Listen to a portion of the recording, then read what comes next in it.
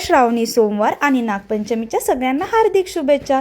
मस्त असं सकाळी लवकर उठून छान अशी साडी वगैरे मी घातली होती व्हाईट कलरची, कारण आज होता पहिला श्रावणी सोमवार। मग समतला स्कूलला नेऊन सोडलं, तिथून मग मस्त असं मी देवळात गेले आणि देवळात पण अशी गर्दी वगैरे नव्हती, त्यामुळे खूप छान असं माझं दर्शन झालं होतं।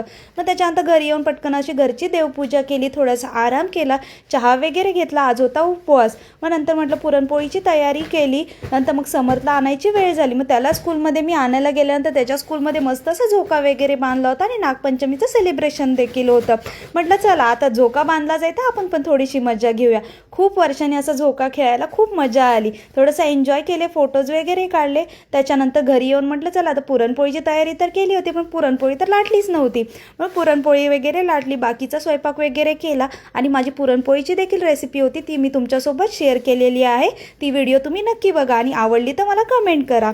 मग त्याच्यानंतर मस्त असं मग नैवेद्य वगैरे दाखवलं आणि असा होता माझा आजचा श्रावणी सोमवार। तुमचा कसा गेला प्लीज मला कमेंटमध्ये सांगा आणि माझे रोजचे डेली व्लॉग बघण्यासाठी मला फॉलो नक्की करा। आजच्यासाठी एवढंच, बाय।